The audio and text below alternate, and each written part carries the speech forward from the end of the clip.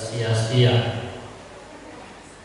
Karena saudara sekalian, di seluruh muka bumi ini ada banyak orang-orang yang senantiasa berusaha dengan keras untuk mendapatkan sesuatu secara jasmani. Karena namanya perkara jasmani adalah sesuatu yang kalau didapat itu langsung kelihatan hasilnya, ya kan? Tetapi tidak banyak orang yang menyadari bagaimana betapa pentingnya tentang perkara-perkara rohani. Kita akan pagi ini belajar dari seorang yang bernama Sakeus. Kita akan lihat di dalam Alkitab kita dalam Injil Lukas pasal 19. Injil Lukas pasal 19 ayat 1 sampai dengan ayat yang ke-10. Saya akan baca untuk kita semua 10 ayat ini dengan judul perikop Sakeus. Yesus masuk ke kota Yeriko dan berjalan terus melintasi kota itu. Di situ ada seorang bernama Sakeus, kepala pemungut cukai, dan ia seorang yang kaya. Ia berusaha untuk melihat orang apakah Yesus itu, tetapi ia tidak berhasil karena orang banyak sebab badannya pendek. Maka berlarilah ia mendahului orang banyak, lalu memanjat pohon ara untuk melihat Yesus yang akan lewat di situ. Ketika Yesus sampai ke tempat itu, ia melihat ke atas dan berkata, "Sakeus, segeralah turun, sebab hari ini aku harus menumpang di rumahmu." Lalu Sakeus segera turun dan menerima Yesus dengan sukacita. Tetapi semua orang yang melihat hal itu bersungut-sungut katanya, "Ia menumpang di rumah orang berdosa." Tetapi Sakeus berdiri dan berkata kepada Tuhan, "Tuhan, setengah dari milikku akan kuberikan kepada orang miskin, dan sekiranya ada sesuatu yang kuperas dari seseorang, akan kukembalikan 4 kali lipat." Kata Yesus kepadanya, "Hari ini telah terjadi keselamatan kepada rumah ini, karena orang ini pun anak Abraham. Sebab anak manusia datang untuk mencari dan menyelamatkan yang hilang." Bapak saudara sekalian, saya tahu bahwa kisah ini bukan kisah yang baru buat kita semua. Kisah Sakeus memberikan sebuah pemikiran atau inspirasi buat kita orang-orang percaya, bagaimana ada banyak orang-orang tadi saya katakan dengan berusaha membanting tulang untuk mencari namanya perkara jasmani. Apakah itu berbicara tentang uang, berbicara tentang fasilitas, berbicara tentang jabatan, dan hal-hal jasmani lainnya. Maka seperti minggu lalu sudah saya sampaikan bahwa ada yang menjadi 7 kebutuhan manusia selain kebutuhan dasar, yaitu sandang, pangan, dan papan. Orang memerlukan namanya pengakuan, ya kan? Ada banyak orang menggunakan segala macam cara supaya dirinya diakui, ya kan? Kita ambil contoh, kalau seorang artis sudah mulai nggak laku kan, maka yang dibuat itu aneh-aneh, ya. Aneh-aneh supaya dimunculkan lagi, dipublish, dimuncul lagi di media, dan namanya menjadi sorotan, jadi headline. Apakah itu cara yang positif, apakah cara yang negatif, yang penting namanya muncul dulu, diakui bahwa dia masih dikenal. Tapi juga ada orang yang membutuhkan namanya popularitas. Ini beda-beda tipis, ya. Yang penting dia terkenal dulu, mau cara negatif, mau cara yang positif, yang penting populer dulu. Nah, Bapak saudara sekalian, dan ada juga orang yang berbicara tentang kebutuhan, dia harus terus berkarir, berkarya. Segala sesuatunya dia punya, materi dia punya, tetapi dia nggak puas kalau dia tidak melakukan karya-karyanya dalam kehidupannya. Nah, Bapak saudara sekalian, Sakeus dia seorang yang dikatakan seorang yang kaya. Dia seorang kepala pemungut cukai. Tetapi di satu sisi dia memiliki satu kelemahan secara fisik, yaitu dia memiliki badan yang pendek. Alkitab tidak memberi Sakyus dia memilih pekerjaan menjadi seorang pemungut cukai dan karirnya naik, ya kan? Namanya kepala kan nggak langsung jadi kepala. Yang pertama menjadi pemungut cukai biasa, ya tugasnya menagih pajak. Kemudian karena dia orangnya ulet, dia orangnya rajin, maka dia diangkat menjadi kepala. Dan untuk menjadi seorang kepala ini adalah sesuatu yang tidak mudah. Ada banyak hal-hal yang dilakukan, apalagi dalam pemerintahan situasi yang sulit. Bangsa Israel sedang dijajah oleh bangsa Roma. Menjadi ibaratnya pegawai daripada seorang penjajah itu tidak mudah. Dan kita ketahui bahwa Sakyus adalah seorang Yahudi asli. Kita dapat ketahui di dalam ayat yang ke-9. Di situ memberitahukan pada kita bahwa Sakyus adalah seorang Israel asli, seorang Yahudi asli. Dikatakan kata Yesus kepadanya, hari ini telah terjadi keselamatan kepada rumah ini karena orang ini pun anak Abraham. Anak Abraham memiliki pengertian bahwa Sakyus adalah keturunan dari Abraham, gitu. Artinya dia orang Israel asli. Dia bukan orang Israel campuran. Tapi saudara sekalian, anak Abraham memiliki suatu pemahaman bahwa keselamatan yang diberikan Tuhan melalui orang Israel. Setelah satu proses yang cukup panjang, maka keselamatan itu diberikan kepada saudara-saudara. Oleh karena Israel yang menerima keselamatan awal itu menolak.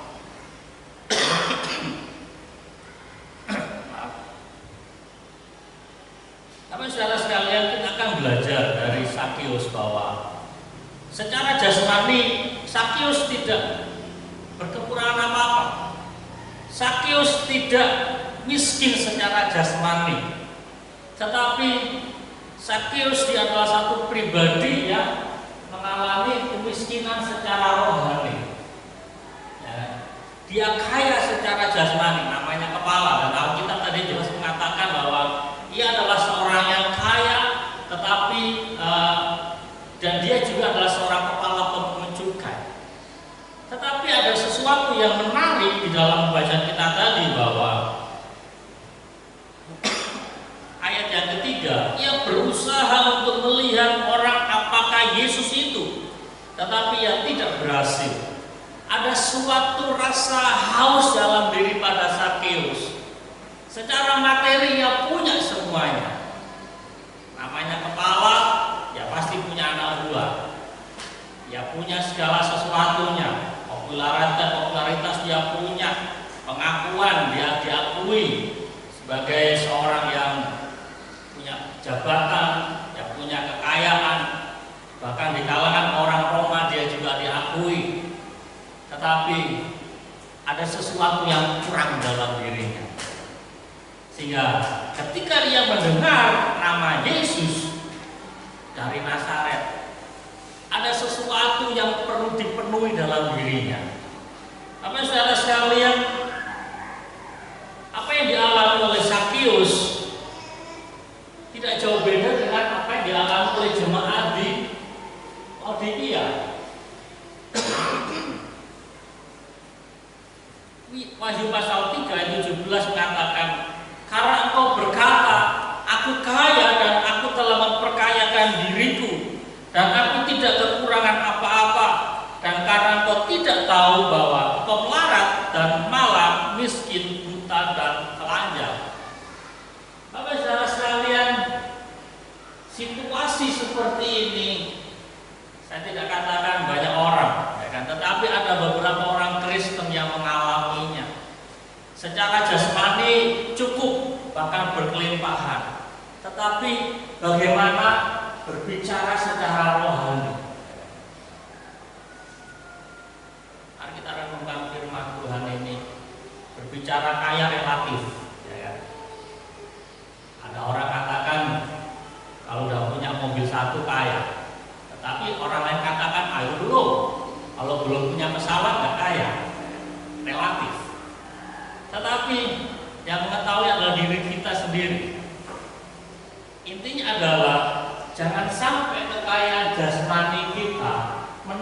untuk kita menjadi seorang yang kaya secara rohani.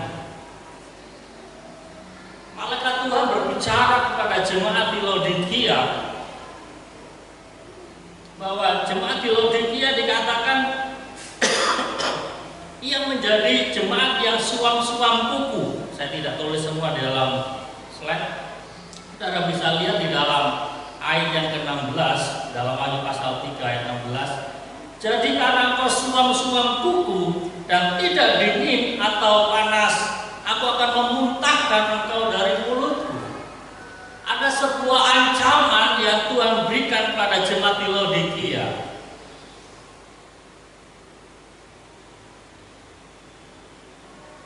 Jemaat di Laodikia bukan jemaat yang dalam kategori apa ya? Bukan kategori jemaat yang tidak suka pelayanan. Suka. Ayat 15 dikatakan, aku tahu segala pekerjaanmu. Engkau tidak dingin dan tidak panas. Alangkah baiknya jika engkau dingin atau panas. Jadi karena engkau suam-suam kuku dan tidak dingin atau panas, aku akan memuntahkan engkau dari mulutku. Jemaat di Laodikia suka gitu, terlibat dalam pelayanan, tetapi apa yang dikerjakan adalah sesuatu yang yang penting saya lakukan. Kalau dalam bahasa gereja hanya bersifat rutinitas semata, tanpa ada sebuah gairah, ada sebuah kerinduan yang dalam untuk bersekutu, untuk menyembah Tuhan. Kalau hari Minggu ya ke gereja, tetapi tanpa ada sebuah kerinduan yang dalam. Sehingga di dalam ayat yang ke-20 Tuhan katakan pada jemaat di Laodikia, lihat, aku berdiri di muka pintu dan mengetuk. Jikalau ada orang yang mendengar suaraku dan membuka pintu, aku akan masuk mendapatkannya, dan aku akan makan bersama-sama dengan dia, dan ia bersama-sama dengan aku. Bapak saudara sekalian, ayat 20 menjadi sebuah gambaran kerinduan Tuhan. Dikatakan, lihat aku berdiri di depan pintu dan mengetuk. Siapa yang mendengar dan membukakan pintu, ini adalah sebuah gambaran kerinduan hati Tuhan, bahwa Tuhan rindu bersekutu dengan jemaat di Laodikia. Secara fisik mereka hadir di dalam sebuah pelayanan, secara fisik mereka hadir dalam sebuah pertemuan, tetapi dalam hati mereka tidak ada sebuah persekutuan dengan Tuhan. Sehingga dalam ayat 20 Tuhan mengetuk, siapa mendengar dan membukakan pintu, aku masuk. Artinya bahwa Tuhan itu masih ada di luar hati daripada jemaat di Laodikia, sehingga Tuhan rindu masuk di dalam hati, di dalam jemaat di Laodikia. Untuk apa? Untuk bersekutu, untuk makan, untuk minum bersama-sama dengan jemaat di Laodikia. Karena saudara sekalian, keberadaan jemaat di Laodikia digambarkan juga seperti apa yang dialami oleh Sakeus. Saya bersyukur Sakeus menyadari lebih awal. Tidak menunggu Tuhan menegur Sakeus. Sakeus sudah menyadari lebih awal bahwa dalam diriku ini ada sesuatu yang kurang. Materi aku punya, rumah besar aku punya, jabatan aku punya. Tetapi ketika aku mendengar nama Yesus, aku masih memerlukan sesuatu.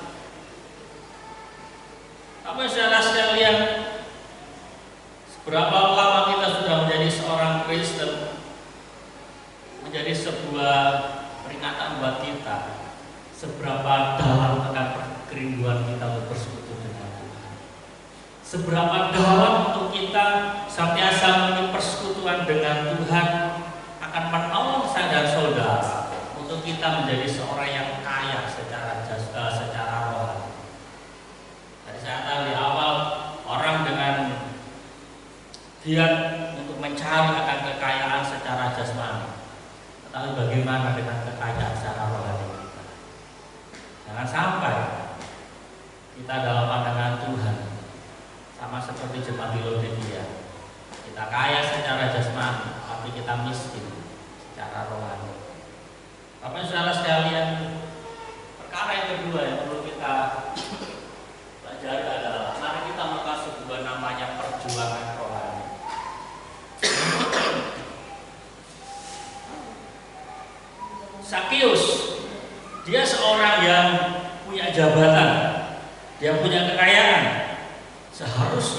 dia juga punya pengawal. Seharusnya dia juga punya anak buah. Tetapi sebuah pertanyaan, mengapa Sakeus tidak memakai itu? Sebenarnya gampang bagi Sakeus menyuruh anak buahnya, kamu panggil itu Yesus masuk ke rumahku, aku ingin ngobrol dengan dia. Dia punya uang, dia punya jabatan. Tetapi Alkitab mengatakan tadi, ayat yang ketiga, ia berusaha, ya kan, untuk melihat orang apakah Yesus. Ayat yang keempat, maka berlarilah ia mendahului orang banyak, lalu memanjat pohon ara. Apa saudara sekalian, ini yang kadang-kadang kita nggak masuk pikiran kita. Tadi saya katakan Sakeus dia orang kaya, ia punya jabatan, dan biasanya ia punya pengawal, ia punya anak buah. Ngapain dia repot-repot naik pohon ara? Di mana reputasinya? Di mana harga dirinya? Ya seorang kaya. Ngapain dia repot-repot naik pohon ara? Naik pohon gak gampang saudara. Kalau kita aja masih anak-anak naik pohon enak aja, ringan.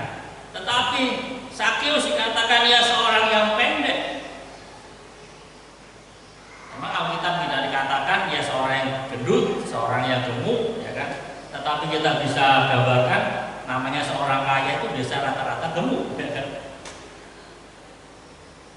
Memungut cukai, uang banyak, biasa pesta pora,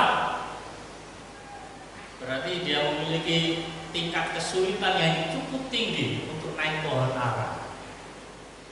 Tetapi ia lakukan untuk sebuah perjuangan dalam dirinya. Bapak saudara sekalian, kelemahan dalam dirinya secara fisik tidak menghalanginya untuk dia melihat seperti apa pribadi Yesus. Dia mau membayar harga meskipun itu bicara tentang harga dirinya. Harga dirinya tidak terlalu lebih mahal daripada perjumpaan dengan Yesus. Bapak saudara sekalian, keterbatasan yang dia miliki membuat dia bergerak lebih cepat daripada orang lain. Ini yang perlu kita renungkan bersama-sama. Masing-masing kita tidak ada yang sempurna, masing-masing kita punya kelemahan satu dengan lainnya. Tetapi ketika kita berbicara tentang perkara rohani, kelemahan yang kita miliki harus membuat kita bergerak lebih cepat daripada orang lain. Sebuah pertanyaan, mengapa hanya Sakeus yang mendapat perhatian dari Yesus dalam peristiwa itu? Ada banyak orang yang hadir di sekitar Yesus, tetapi mengapa Yesus hanya katakan pada Sakeus, Sakeus, hari ini aku harus menumpang di rumahmu? Mengapa Yesus tidak katakan kepada si A, si B, sampai Z yang hadir di situ? Tetapi hanya kepada Sakeus Yesus katakan, Sakeus, hari ini aku harus, perhatikan kata-kata tadi, aku harus menumpang di rumahmu. Artinya ada sebuah kewajiban yang Yesus lakukan kepada Sakeus. Karena apa? Sakeus ia lepaskan semua harga dirinya. Ia lepaskan akan rasa popularitas dalam dirinya. Ia gak peduli akan omongan orang.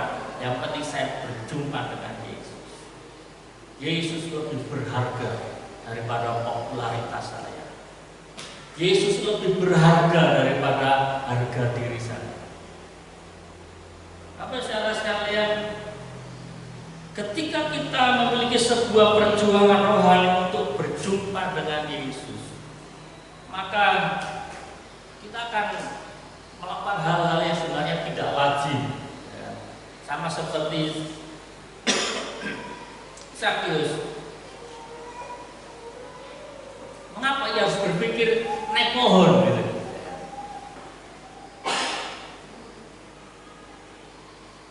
Supaya satu aja, pohon ini akan menolong saya untuk saya dapat melihat Yesus.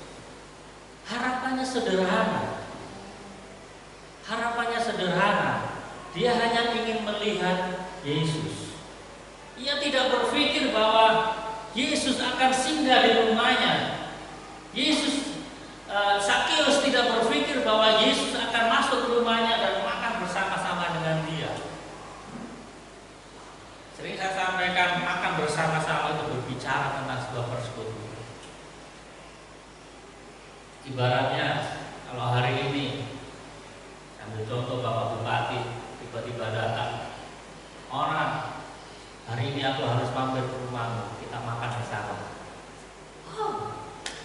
Kehormatan saudara, seorang bupati masuk ke rumah kita dan makan. Kita jabat tangan dengan bupati saja, rasa-rasanya seminggu itu nggak hilang baunya ya. Apalagi kalau dia makan masuk dalam rumah kita, ngobrol dengan kita. Apa yang dialami Sakius adalah sesuatu yang luar biasa. Kerinduannya hanya melihat Yesus.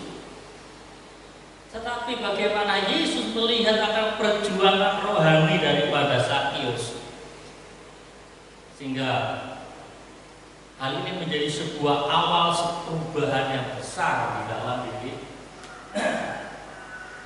Sakius, yaitu menghasilkan buah perjumpaan. Ini kita akan lebih bahas di dalam di sini.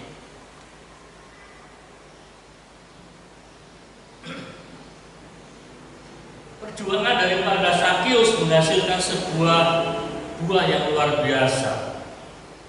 Saya beri subjudul yaitu buah sebuah perjumpaan rohani. Yaitu ketika Sakius dia menerima Yesus masuk dalam rumahnya, ada sebuah percakapan yang luar biasa di sini.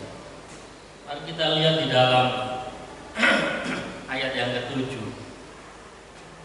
Ayat yang ke-6. Lalu Sakius segera turun dan menerima Yesus dengan sukacita.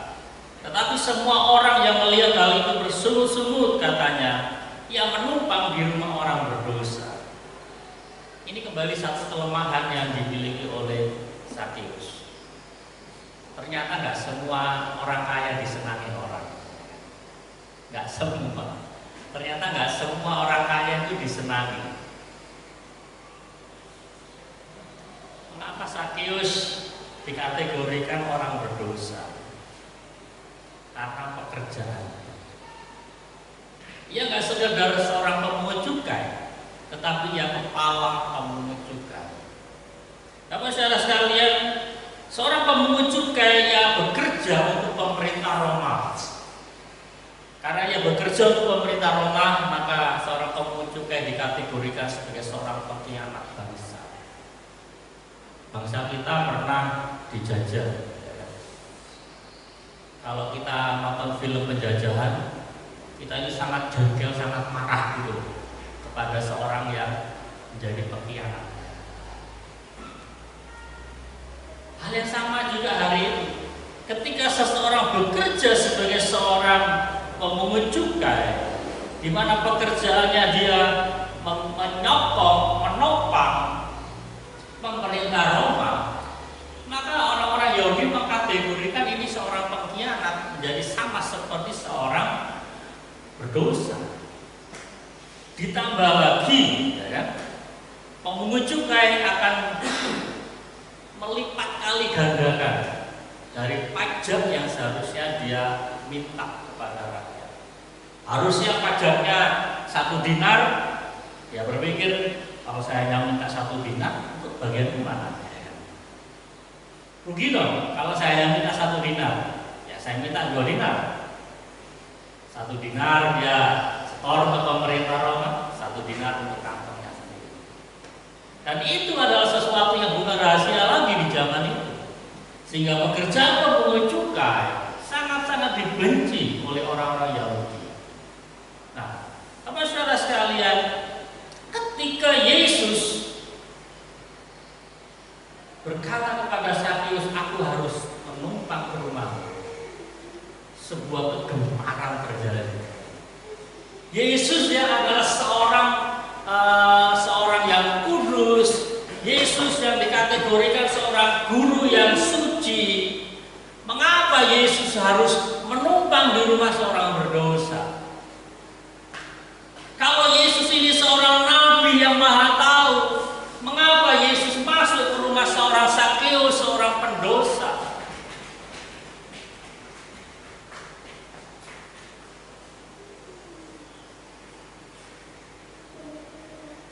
penting untuk kita renungkan bersama-sama. Ketika kita akan mengalami sebuah perubahan dalam hidup kita, ketika kita mengalami sebuah perubahan dalam rohani kita, saya katakan tidak semua orang menyambut positif. Ketika kita akan mengalami sebuah perubahan di dalam rohani kita, tidak semua orang akan menyambut secara positif. Kadang-kala orang bisa meragukan akan perubahan. Tetapi apa yang dilakukan oleh Sakius?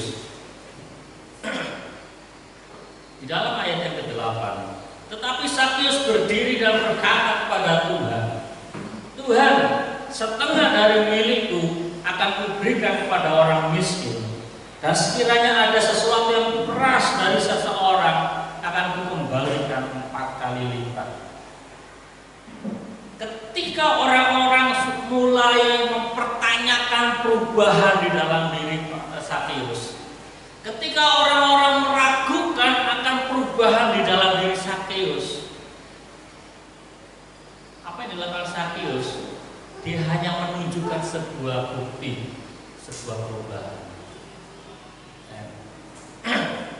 Sehingga apa yang Yesus katakan dalam ayat 9, hari ini telah terjadi keselamatan kepada rumah ini, karena orang ini pun anak Abraham.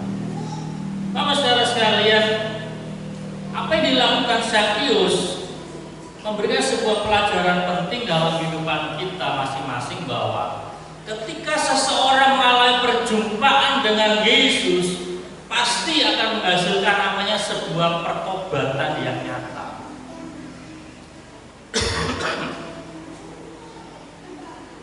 Dan sebuah pertobatan ini menjadi sebuah bukti bahwa kalau kita katakan saya bertobat, buktinya apa? Sehingga suatu saat hal yang sama juga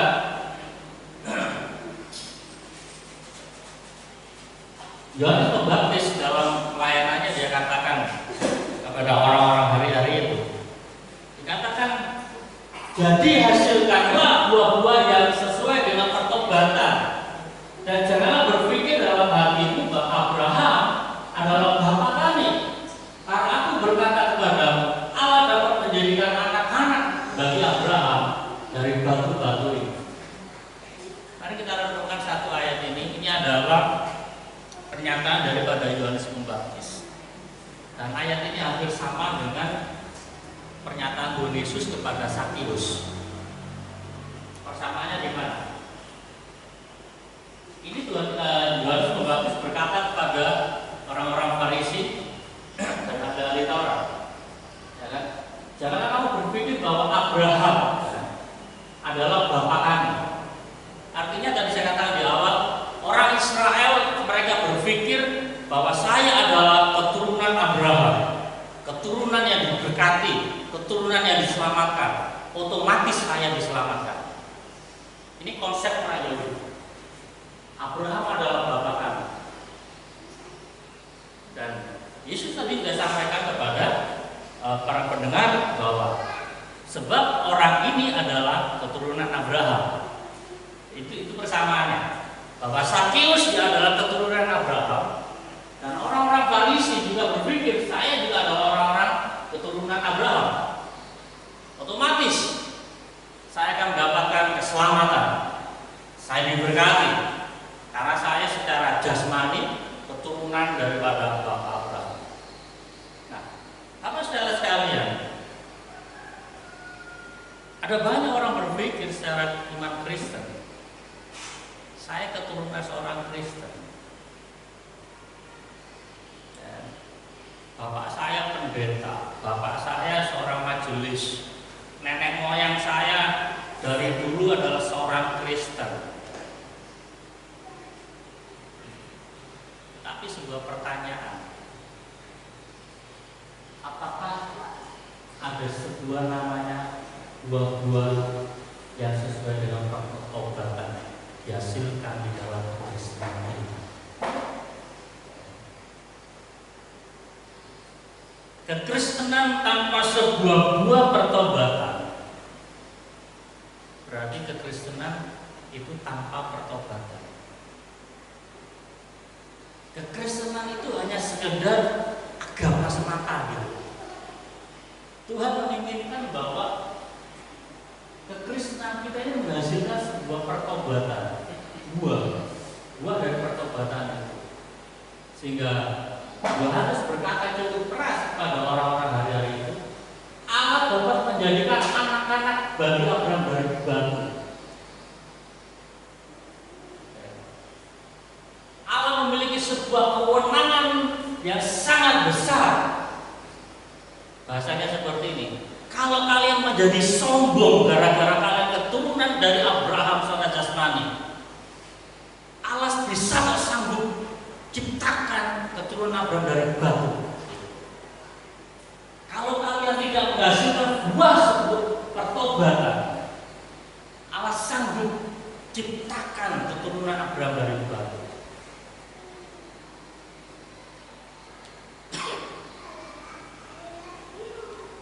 Tapi saudara sekalian, perjumpaan Sakius, seorang yang haus, seorang yang merasakan kebutuhan rohani dalam dirinya, menghasilkan sebuah buah pertobatan dalam dirinya.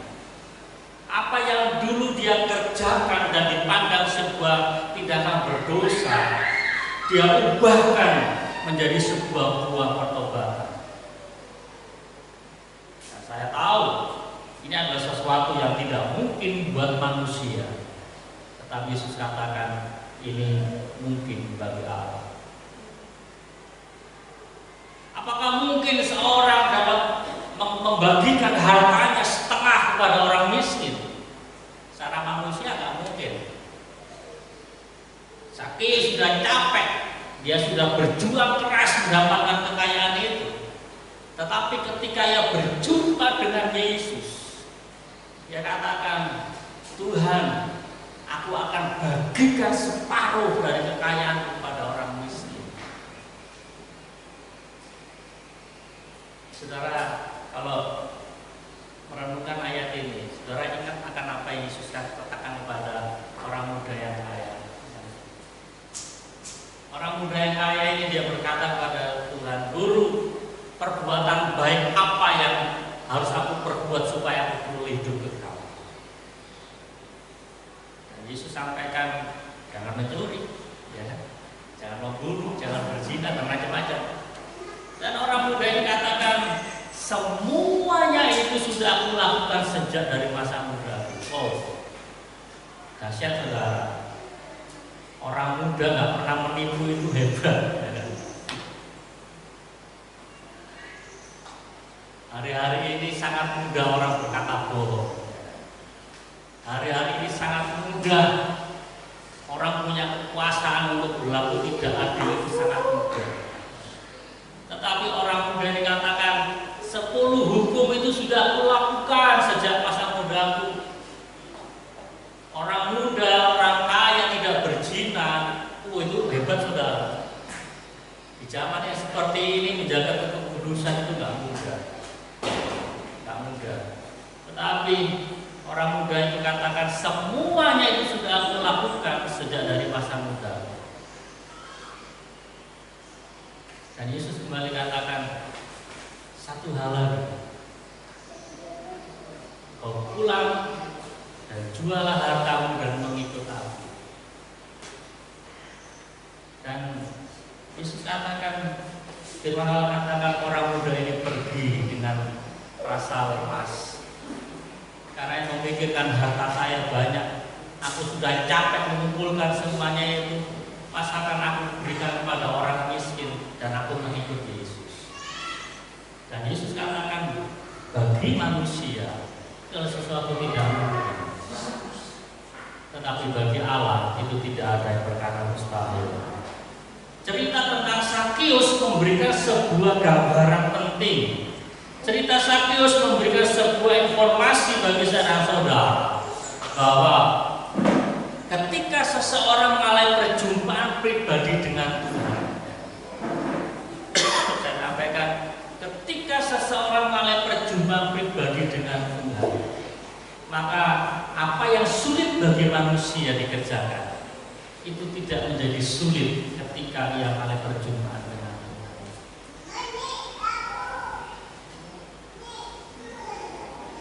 Kita lihat beberapa ayat tadi. Amsal pasal 3 ayat 9. Muliakanlah Tuhan dengan hartamu dan dengan hasil pertama dari segala penghasilanmu. Bapak saudara sekalian, harta merupakan bagian dari sebuah pertobatan dan pelayanan seseorang kepada Tuhan. Ya. Bapak saudara sekalian, ketika kita mengiring Tuhan, ketika kita melayani Tuhan, hal ini tidak lepas dari namanya berbicara tentang materi. Di depan kita ada banyak alat musik, sistem ini nggak turun dari surga, nggak turun dari surga. Tiba-tiba kita berdoa kemudian nongol itu dari surga, enggak. Semuanya ini adalah saya kurang nih. Karena saudara sekalian, harta merupakan bagian daripada sebuah bukti pertobatan dan pelayanan seseorang kepada Tuhan. Sebab saya katakan tadi, muliakanlah Tuhan dengan harta dan dengan hasil pertama dari segala penghasilan. Artinya apa? Ketika kita bicara memuliakan Tuhan, nggak sekedar kita tepuk tangan, ya. Nggak sekedar kita ngomong Tuhan baik, Allah itu baik, tetapi itu juga berbicara bagaimana kita melibatkan harta kita.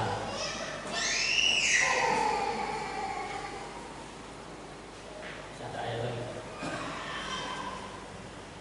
Ayat terakhir yang perlu kita baca.